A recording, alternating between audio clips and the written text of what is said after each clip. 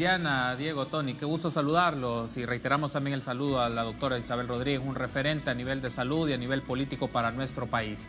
Buenas noches, amigos y amigas. Hace unas semanas, alcaldes de municipios fronterizos de departamento indicaron que la decisión afecta a una zona agrícola que abastece el 35% del mercado nacional de hortalizas.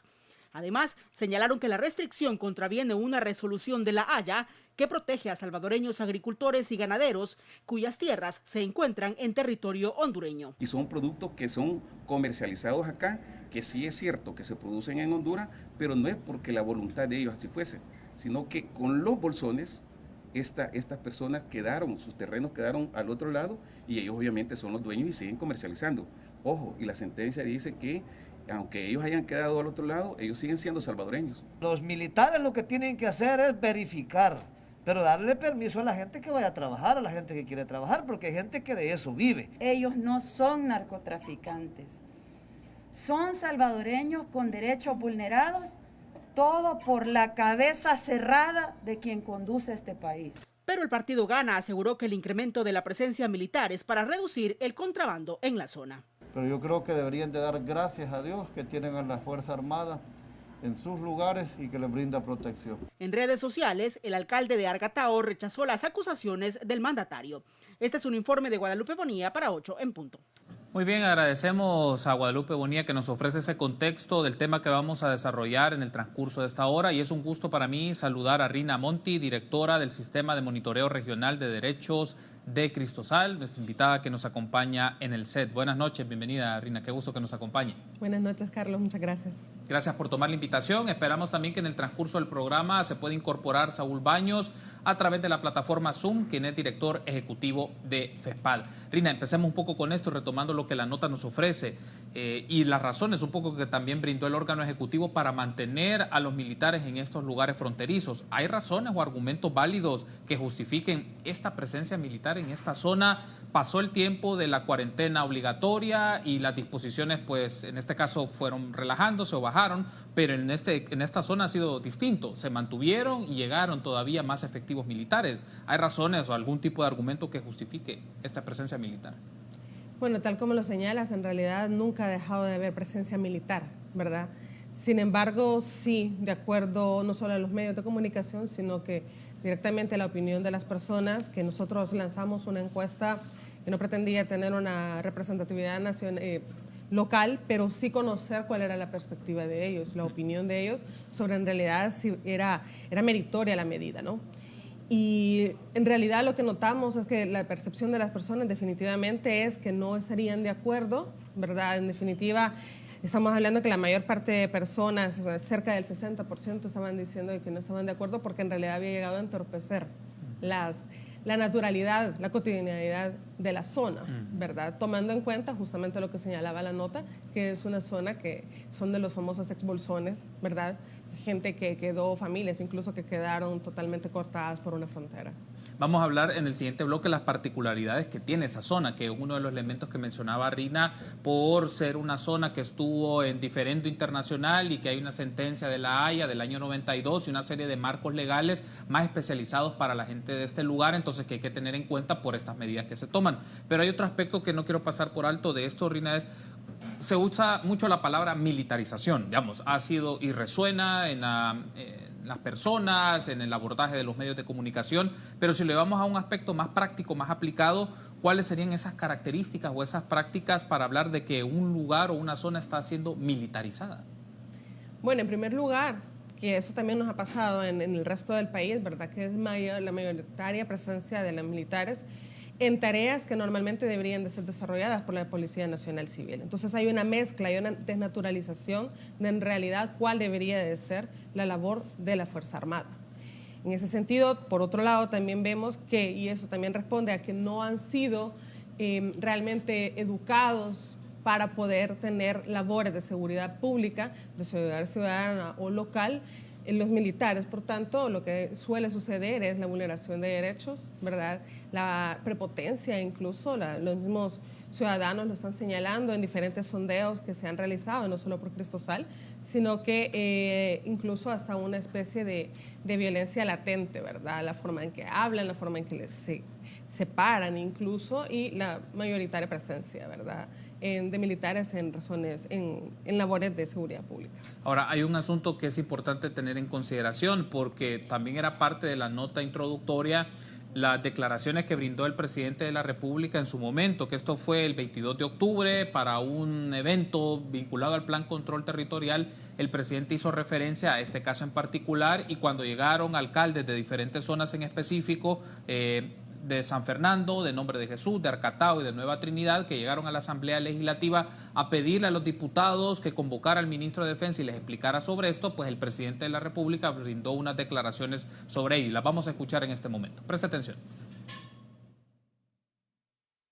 A mí me pareció extraño, bueno, creo que a todos los salveños honrados nos parece extraño, de que lleguen unos alcaldes de algunas zonas fronterizas de Chalatenango, van a la Asamblea Legislativa a protestar por la presencia militar en los puntos ciegos. Los puntos ciegos, por definición, hasta cacofónico suena, no se ven. Pues son puntos ciegos, ¿no? No molesta a nadie, no están en el casco urbano, además no tenía por qué molestar a la seguridad pública. Pero bueno, digamos de que a alguien pudiera no gustarle, pero están en los puntos ciegos, no están molestando a nadie, ahí no debería estar pasando nadie.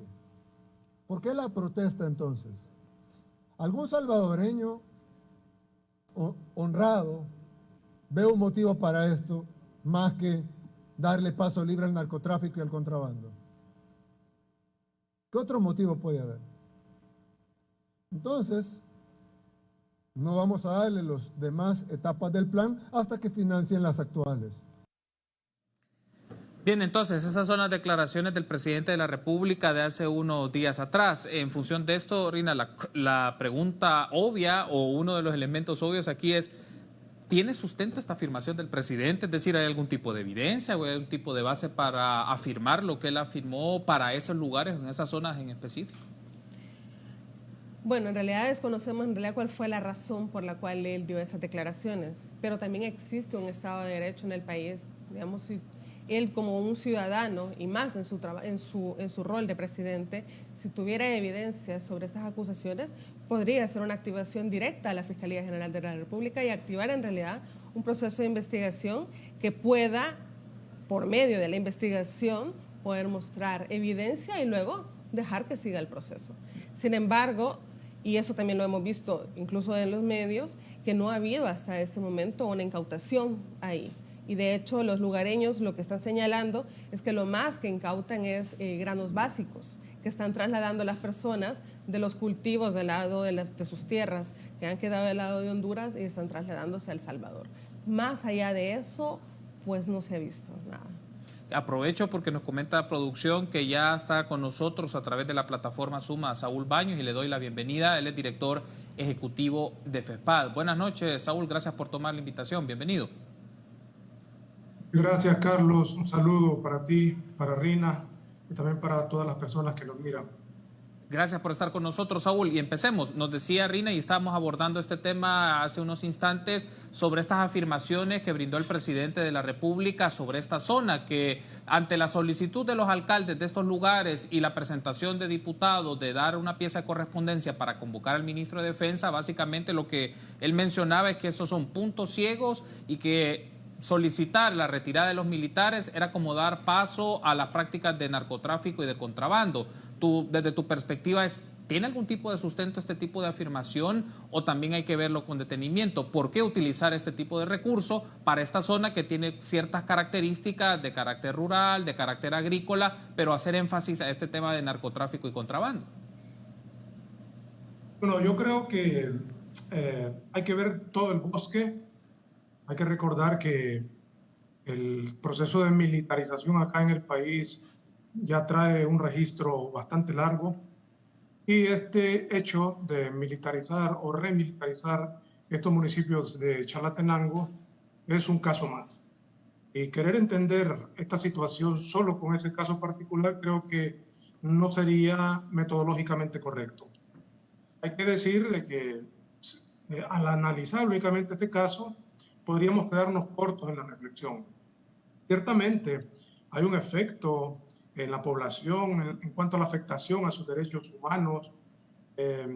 Sin embargo, hay que considerar de que hay un marco normativo para el uso de la Fuerza Armada en labor de seguridad pública. Definitivamente, desde la perspectiva de FESPAD, es contrario a la Constitución y es un marco normativo que no es nuevo. Ahora bien, las lecturas que se pueden hacer sobre esa acción concreta podría derivar en pensar de que hay una intención, que no sabemos cuál es, uno puede inferirla nada más, de realizar esas acciones. Hay que decir que estos 4 municipios tienen unas características bien particulares y diferentes a los otros municipios del país.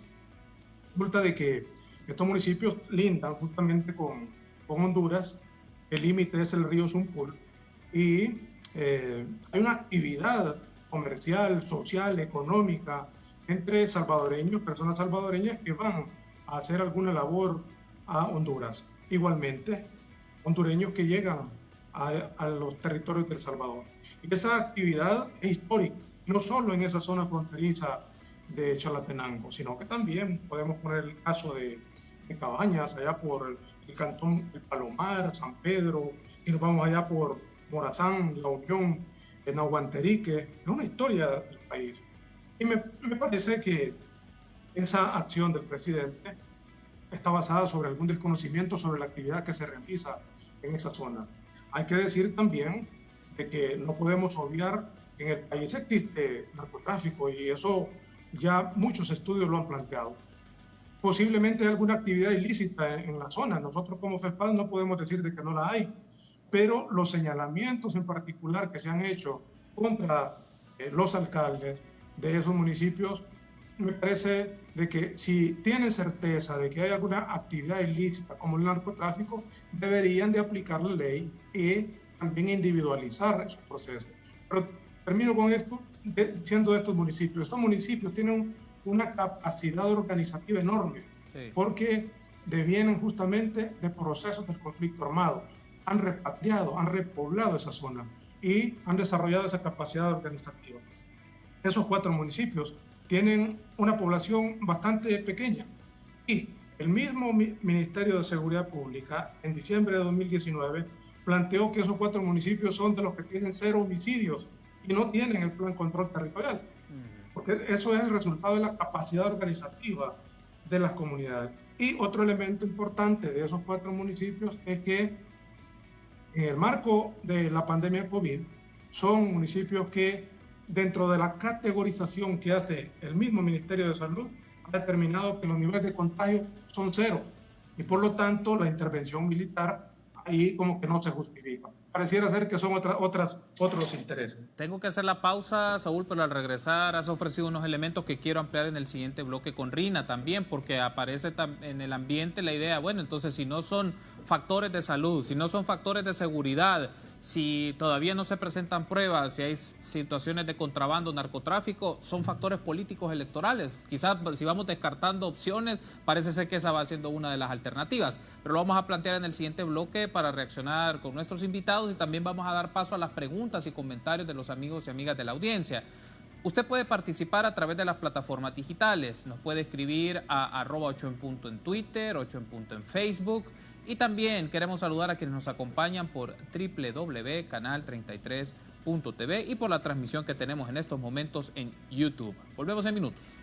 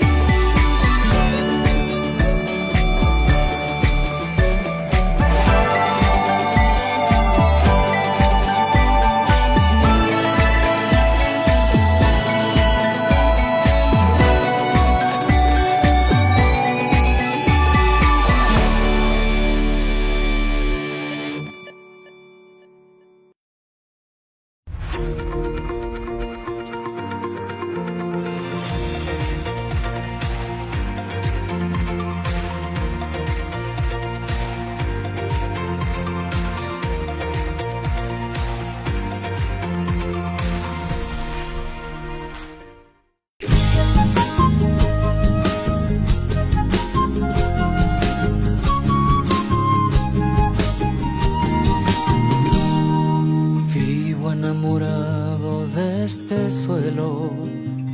No me canso de tu luna y de tu cielo, porque yo elegí aquí sembrar mis sueños, porque Dios llenó de magia este pueblo. Voy de este cipote entre la hierba, en mi sangre llevo todos tus paisajes. Cómo no he de amar tu belleza, como el toro voz yo te canto hoy con fuerza. Como el Salvador Moedos, bendita tierra, con tus playas, paraísos de sirenas. Si me fuera un día de vos, tal vez muriera. Río Lempa recorriéndome las.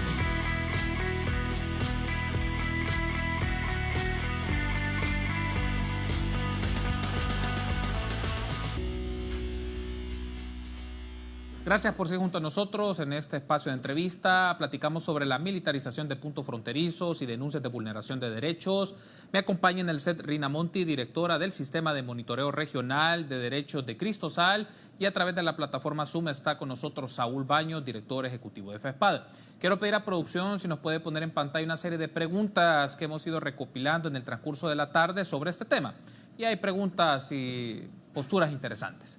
Adriana dice, entiendo que la presencia militar no es en la frontera El Poy, sino en los puntos ciegos. Por parte de legalidad, ¿no sería bueno tener controladas esas zonas para evitar el contrabando tanto de drogas como mercadería que declaran y peor aún la trata de personas? Menciona Adriana. Otro de los comentarios. En el pasado, el no haber militarizado los puntos fronterizos nos costó la pérdida de la isla Conejo y el tráfico ilegal de armas y drogas. Ese es otro de los comentarios. Y el de Ricardo, desde el fallo de la Haya en el 92, estos puntos fronterizos han estado militarizados, solo que con menos presencia. No entiendo el argumento que dicen unos partidos políticos que se le está violando el derecho de libre circulación si siempre ha existido presencia militar en la zona. Bien, esas son algunas de las preguntas, Rina, y tener su reacción. Hay un aspecto aquí que llama la atención, es hasta la terminología es importante. Esas son zonas fronterizas, pero se utiliza la figura de puntos ciegos. Entonces, ¿por qué es necesario hacer esta distinción también entre figuras de punto ciego con zonas fronterizas, que en el caso de esta zona norte tiene una regulación específica porque viene de un proceso diferente internacional? Entonces, tiene particularidades diferentes a otras zonas fronterizas del país. Exactamente, porque estamos hablando de una zona donde también hay ya una sentencia que te señala directamente que por haber sido una zona que pasó a mano, estaba en manos de salvadoreñas y pasa a hondureñas, es una zona que se considera todavía con mucho arraigo, en este caso salvadoreño, ¿no? Entonces, ya la sentencia dictaminó que hay algunos permisos especiales para las personas que están residiendo en estas zonas. Entonces, definitivamente no podemos comparar un punto ciego o una zona fronteriza de esta locación en Chalatenango versus uno, por ejemplo, de Aguachapán, ¿verdad? No aplicaría exactamente la misma legalidad. Ahora, hay un asunto de estas preguntas que hacían y me llamaba la atención, que mencionaban, pero ¿por qué no mantenerlos si ya habían militares desde la época de la sentencia, según el alegato de uno de los invitados, de una de las personas a través de las redes, si ya estaban militares antes y todavía se han mantenido? Entonces, ¿cuál es el problema o cuál es la algarabía del asunto? El problema también es el incremento de estos militares, ¿verdad? Y que no están específicamente haciendo labor que sea específicamente de cuidado, de protección de los puntos ciegos, en este caso, ¿verdad? O de la zona fronteriza, sino que estamos hablando de personas que incluso están dentro de los cascos urbanos o están literalmente caminando dentro de los cantones y deteniendo a las personas, hostigando a las personas. Incluso hay casos, nosotros hicimos una encuesta pequeña en la zona, en los 4 municipios, y hay personas que están señalando incluso casos de acoso sexual a las mujeres, ¿verdad? Un hostigamiento de falta, por ejemplo, de que como no les hicieron caso, pues estuvieron 2 horas ahí detenidas bajo el sol, etcétera. Entonces, esas no son las labores que en realidad, en primer lugar, no debería de hacer absolutamente ningún agente del Estado, ¿verdad? Y en segundo lugar, no tiene ninguna relación al cuidado o protección del contrabando, que es supuestamente a lo que fueron enviados. Ahora, Saúl, retomando entonces estas preguntas y estos comentarios que formulaban amigos y amigas de la audiencia, Saúl, ¿cuál es tu reacción sobre esto? Porque uno, el tema de la connotación de puntos ciegos y lo que puede significar para etiquetar una zona o un territorio, ese es uno de los aspectos.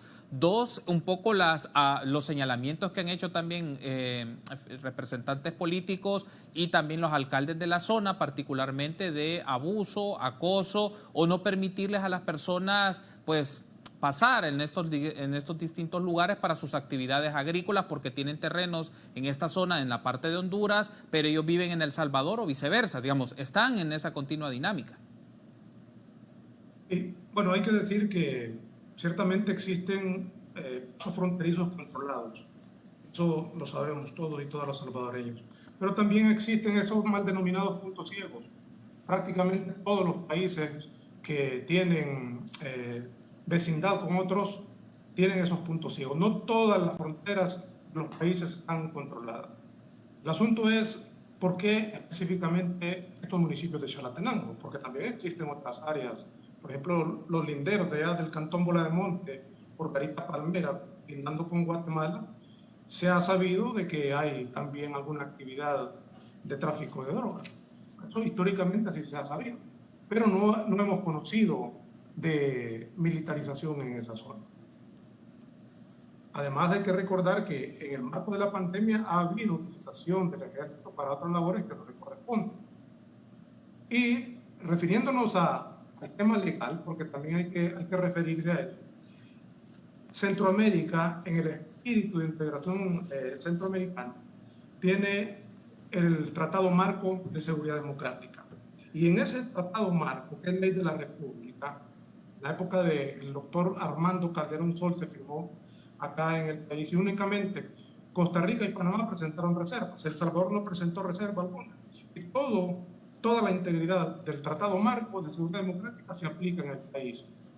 Y en uno de sus capítulos justamente está determinado el tráfico de personas de manera legal entre países. E incluso regula el uso de la Fuerza Armada en zonas fronterizas.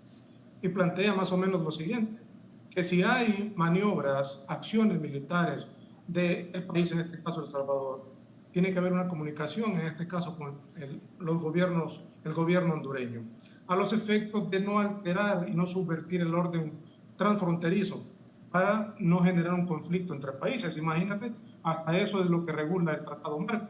Y por supuesto, también el Tratado Marco tiene un altísimo componente de respeto a los derechos humanos. Un segundo punto es lo que planteaba Rina. La justificación de una posible actividad ilícita relativa a las drogas no parece ser cierto, porque no solo los militares están en la zona fronteriza. Hay que recordar que la presencia se justifica por evitar que personas ingresen al país por esos puntos ciegos y que posiblemente puedan traer el virus. Pero hay una orden del presidente de la República de aumentar la presencia militar. Pero no solo en la zona fronteriza, sino que también han bajado a los cascos urbanos de esos 4 municipios. Y por eso fue justamente la reacción de los alcaldes. Ahí es donde cobra fuerza esa hipótesis de que hay otro interés posiblemente. Si lo relacionamos también con lo que sucedió con el cordón militar que se estableció en el municipio de Chalchuapa, vemos de que también pareciera ser de que hay otro interés. Un municipio que también es gobernado, la municipalidad, por una mujer que es de un partido distinto al que pertenece los funcionarios de gobierno del Ejecutivo. Entonces uno ahí puede inferir de que pareciera ser que el interés es otro. De hecho, en Chalchuapa hubo actividad, hubo presencia de la Fuerza Armada, pero también hubo actividad político-electoral. Chalatenango, la mayor parte de municipios históricamente ha estado gobernado por partidos de hoy de la oposición, el partido FMLN.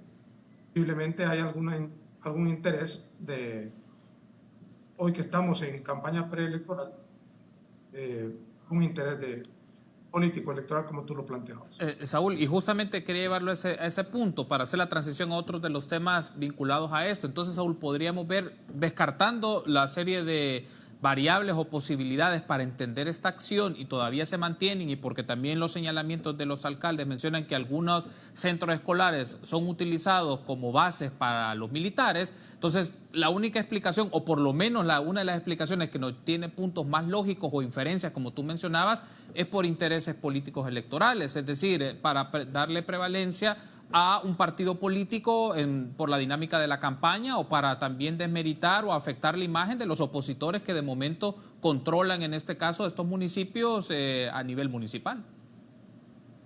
Podría ser, pero en mi primera intervención yo decía que es importante quizás no solo ver el árbol, sino que ver el bosque. Porque este es un caso importante, pero particular. Yo creo que hay que ver la estructura, el problema estructural, la política de seguridad del gobierno. Esta política que se denomina control territorial, que tiene un altísimo componente de militarización de la seguridad pública. Yo creo que al verlo desde esa perspectiva cambia. Pero también es importante no perder de vista que la coyuntura actual es el resultado de la interacción de actores diversos y no actuales, no solo actuales, sino también de estructuras estatales. Y eso se remonta desde la firma de los acuerdos de paz. Y también yo creo que no hay que perderse, no hay que caer en el error del sesgo, de atribuir estos retrocesos, entre comillas, a la conducta a los actores. Y aquí a veces se tiende a señalar al presidente de la República, a sus funcionarios. Por supuesto que ellos tienen una responsabilidad de que se esté remilitarizando la seguridad pública, pero también no hay que perdernos únicamente en los actores, sino que hay que analizar la estructura. Y aquí, si retrocedemos desde la firma de los acuerdos de paz, y nos vamos un poco más atrás y vemos el rol que desde la fundación de la República Salvadoreña ha tenido el ejército, ahí podemos tener un análisis mucho más profundo, ¿no? Pero decía de que hay que ver la estructura. Y desde la firma de los acuerdos de paz, el ejército ha tenido un rol bastante protagónico. En la medida en que se han ido sucediendo los gobiernos, han tenido una participación cada vez más grande, cada vez más amplia, y que se ha acrecentado con este gobierno. Pero eso no fue ajeno a los gobiernos de Arena, FMLN, hay que decirlo también, que ahora, como digo, se está acrecentando más. Yo creo que esa perspectiva es la que no hay que perder. También decía en mi primera intervención de que hay una práctica sobre la base de una legalidad. Hay decretos ejecutivos que permiten la vinculación de la Fuerza Armada en labores de seguridad pública. Pero debo de decir, a juicio de FEPAD, eso es inconstitucional. Pero lo tiene que dirimir la Sala Constitucional ante la presentación de demanda ciudadana. Tengo que hacer la pausa, pero al regresar hagamos esta lectura un poco más amplia, incorporando otras variables a propósito de estas menciones que hace Saúl, de entender un poco esta estructura, si la estructura social también en el país es proclive o promueve esta dinámica de militarización o la puede llegar a justificar, y cuáles son las consecuencias que esto puede derivar, siempre también haciendo los puntos de referencia con estos casos de estos municipios en el norte del país, que es importante tener en consideración. Usted puede interactuar con nosotros a través de las plataformas digitales. Sus preguntas y comentarios los puede hacer llegar a través de Twitter, a través de Facebook, pero queremos saludar a quienes están con nosotros a través de Canal 33.tv y por la transmisión de YouTube. Volvemos en minutos.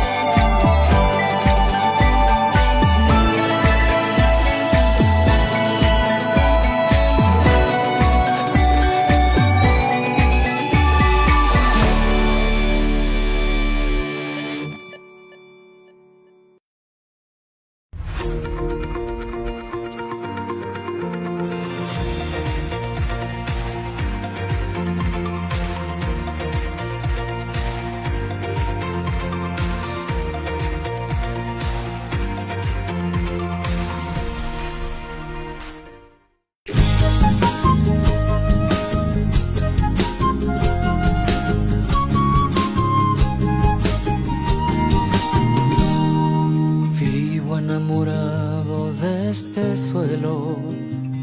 No me canso de tu luna y de tu cielo, porque yo elegí aquí sembrar mis sueños, porque Dios llenó de magia este pueblo. Voy de este cipote entre la hierba, en mi sangre llevo todos tus paisajes. Cómo no he de amar tu belleza, como el toro voz yo te canto hoy con fuerza. Como el Salvador muy voz bendita tierra, con tus playas paraísos de sirenas. Si me fuera un día de vos tal vez muriera, río Lempa recorriéndome las venas, con el alma tan sincera. Esta es tierra de pipiles y de lencas.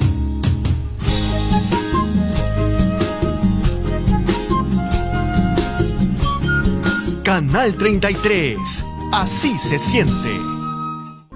Con la reapertura económica, el transporte colectivo comienza a circular.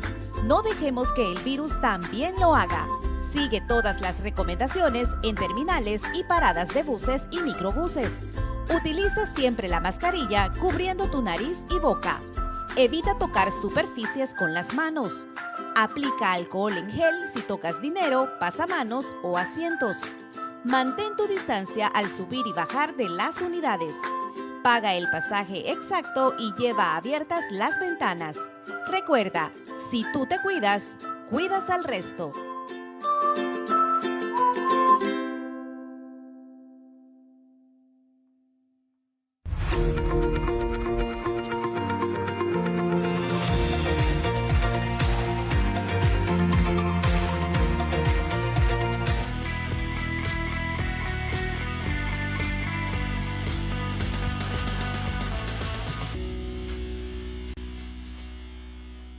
Recuerde, usar mascarilla lo protege a usted y a los demás de un contagio de COVID-19.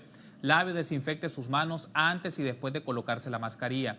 Cubra su nariz y boca con la mascarilla. Asegúrese que quede bien ajustada. Evite tocar la mascarilla mientras la lleva puesta. Hagamos valer el trabajo del personal de primera línea en su combate al virus. Recuerde, si usted se cuida, cuidamos al resto. Seguimos platicando esta noche del 5 de noviembre sobre la militarización de puntos fronterizos y denuncias de vulneración de derechos. Están conmigo Rina Monti de Cristosal y Saúl Baños de FESPAD.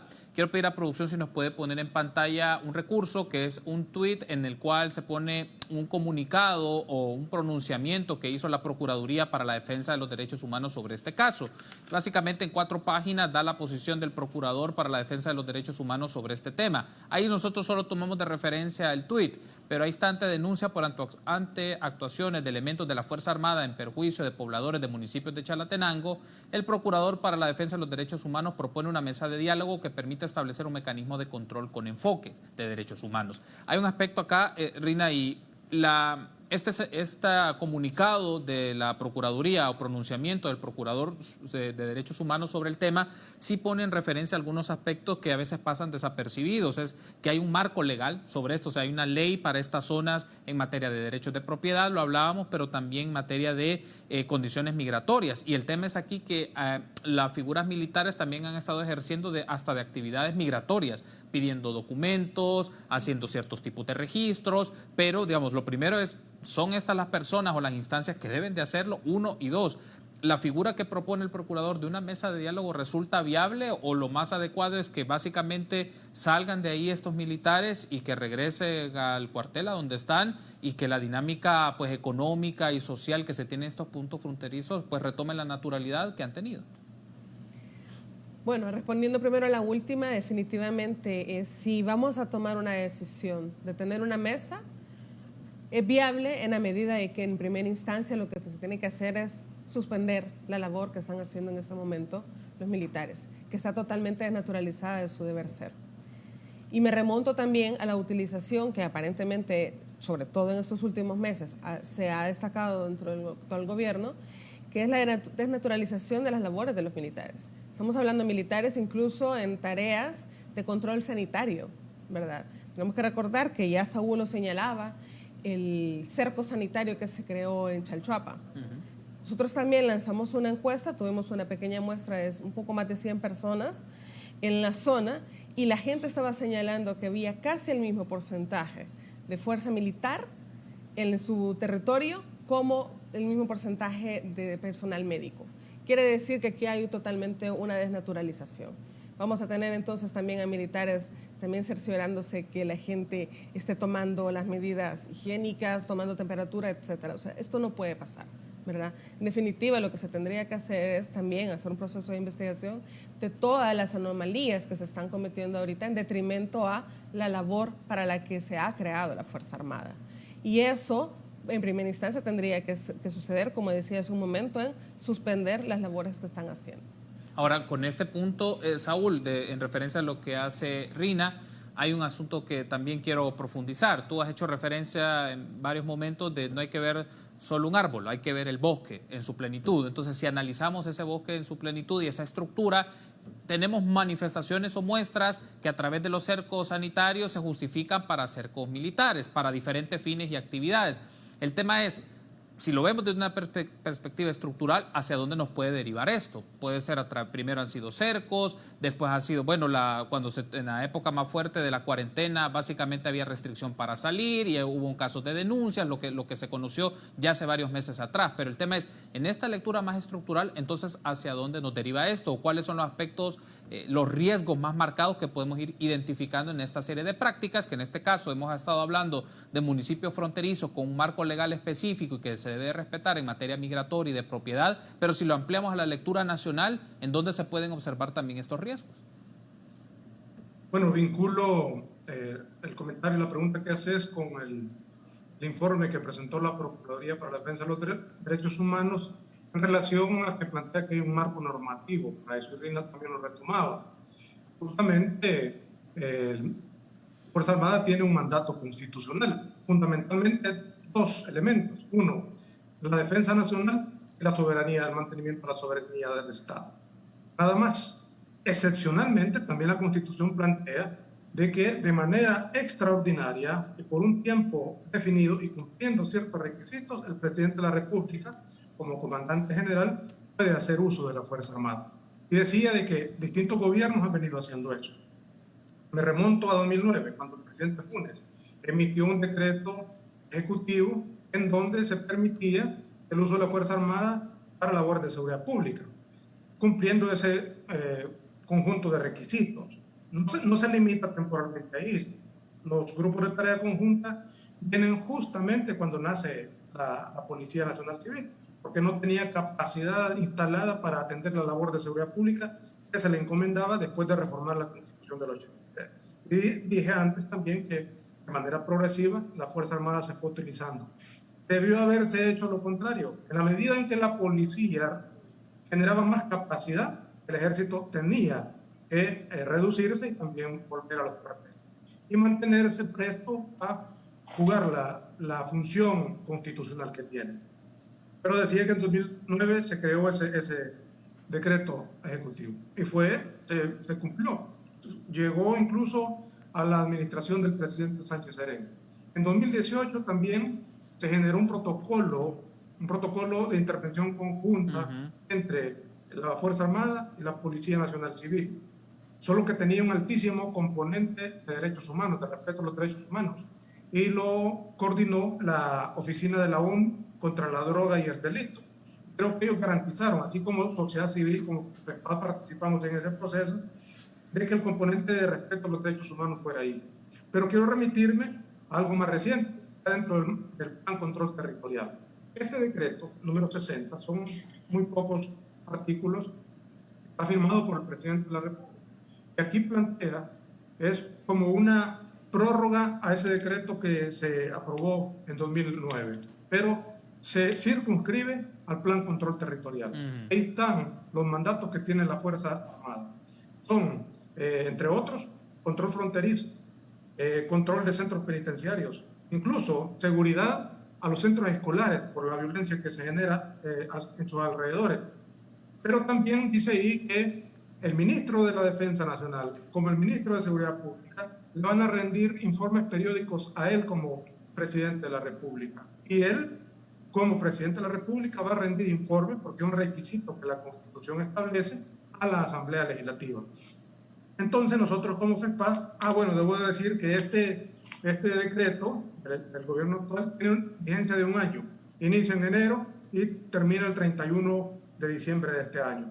Entonces, tratando de indagar, hicimos una solicitud a la Oficina de Información y Respuesta de Casa Presidencial pidiendo, uno, que nos dijeran el número de militares que están utilizando en las labores de seguridad pública. 2, que nos informaran o que nos compartieran el informe que se ha presentado a la Asamblea Legislativa por parte del presidente de la República. La respuesta que recibimos del oficial de información de Casa Presidencial fue que primero le consultaron al secretario jurídico de la presidencia. Él dijo que los documentos solicitados por FESPAD eran inexistentes, pero nos remitieron al secretario privado para que fuéramos al despacho del presidente de la República. La respuesta que recibimos también es que esa información que estamos solicitando es inexistente.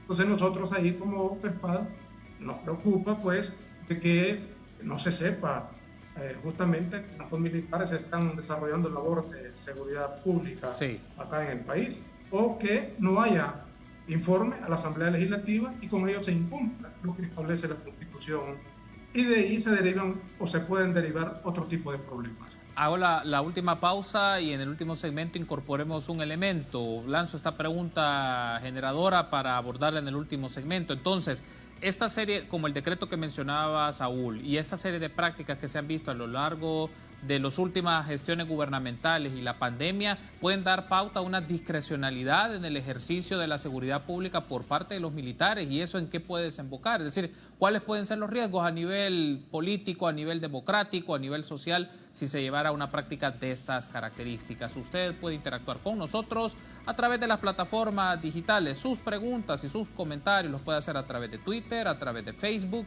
pero también queremos saludar a quienes nos acompañan por Canal 33.tv. Regresamos.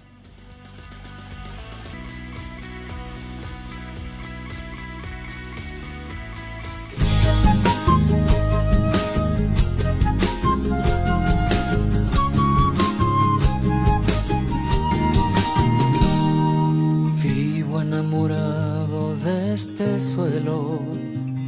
No me canso de tu luna y de tu cielo, porque yo elegí aquí sembrar mis sueños, porque Dios llenó de magia este pueblo.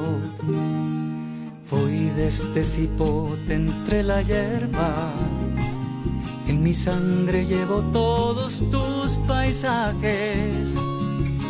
Cómo no he de amar tu belleza, como el toro goz yo te canto hoy con fuerza.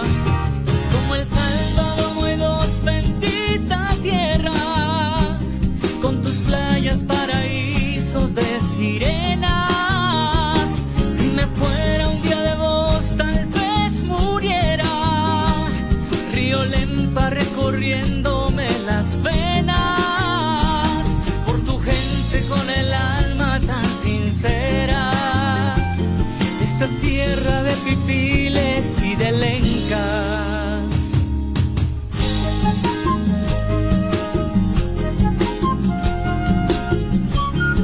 Canal 33, así se siente. Con la reapertura económica, el transporte colectivo comienza a circular.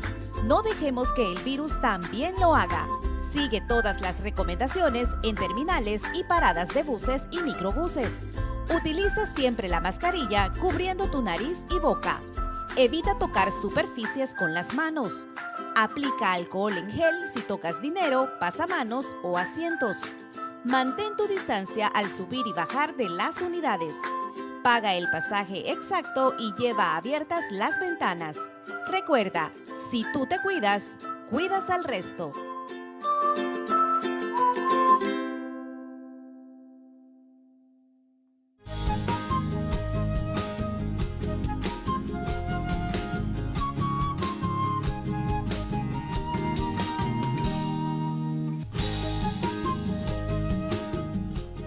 Último segmento, le quiero pedir a producción si puede poner en pantalla preguntas o comentarios que han llegado a través de las redes sociales y así incorporamos con la pregunta que planteaba en el último segmento para nuestros invitados. Alejandra, los puntos fronterizos son claves para evitar que ingresen personas de los países vecinos que en años anteriores ingresaban 3 meses antes de las elecciones. ¿Qué opinión les merece?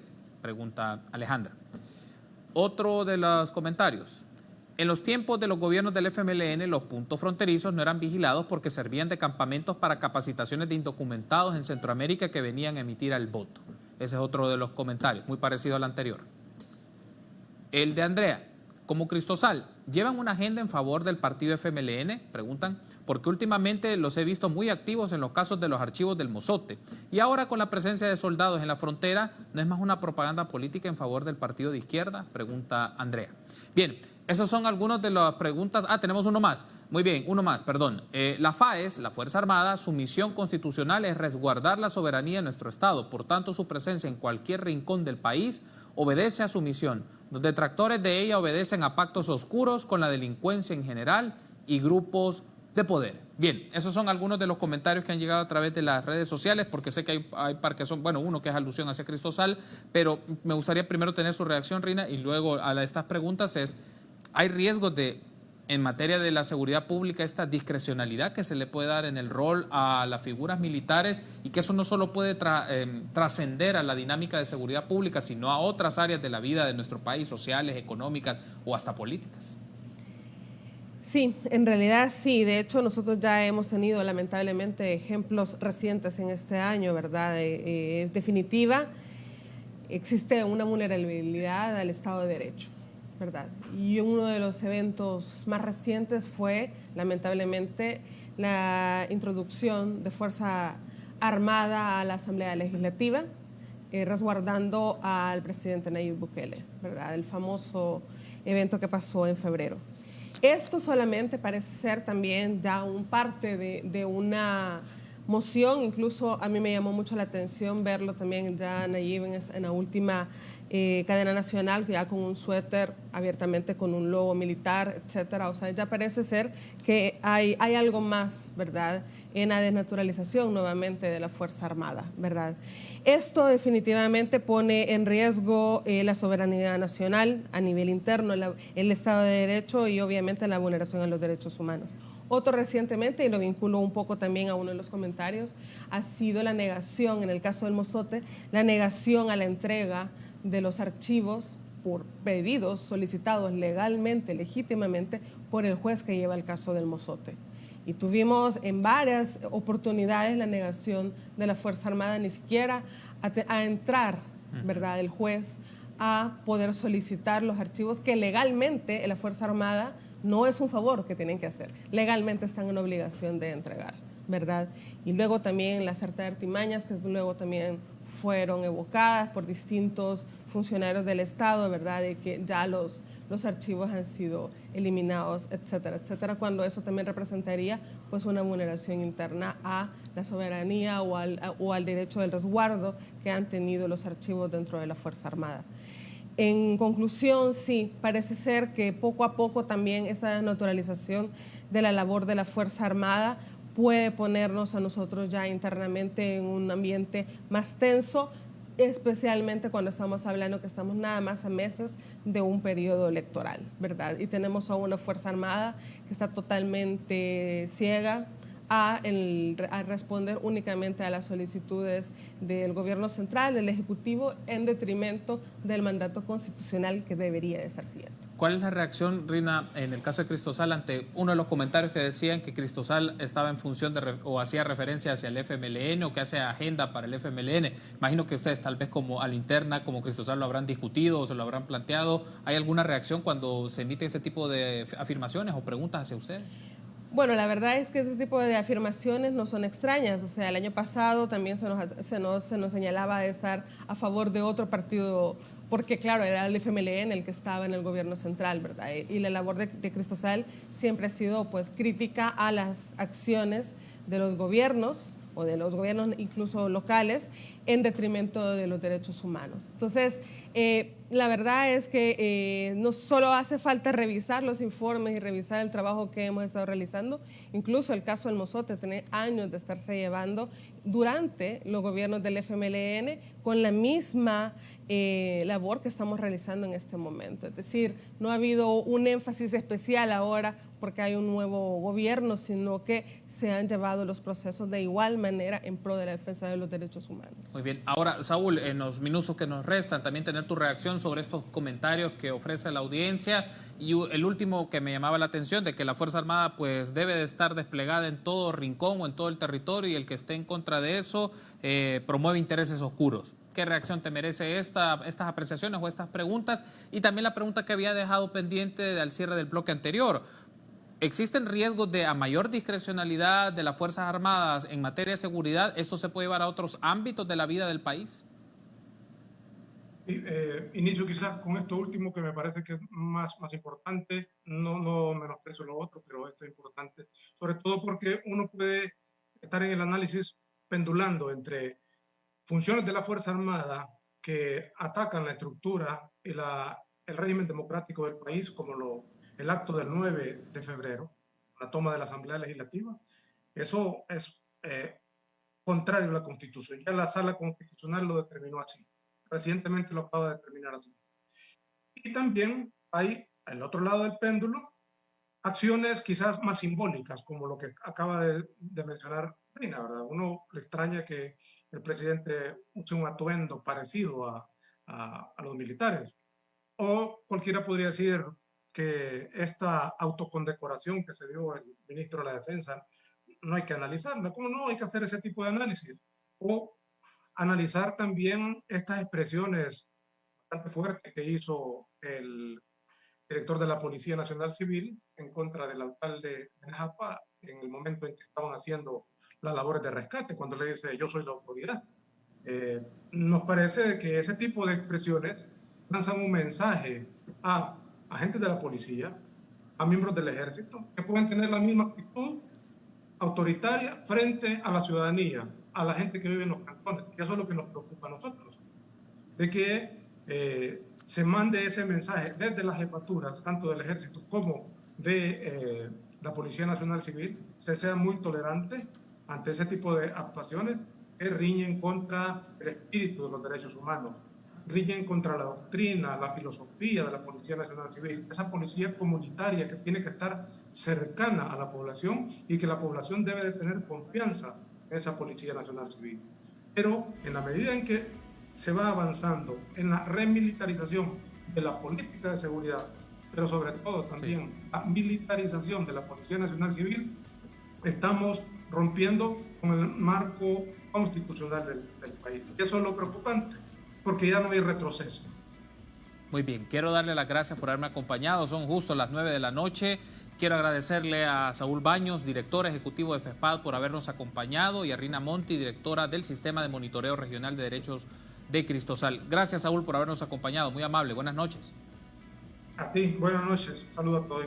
Gracias, Rina, por haber estado con nosotros. Buenas noches. Gracias a ustedes. Buenas noches. Gracias por habernos acompañado. A ustedes también, amigos y amigas. Hacemos entonces la transición al programa deportivo de Canal 33, el Gráfico TV.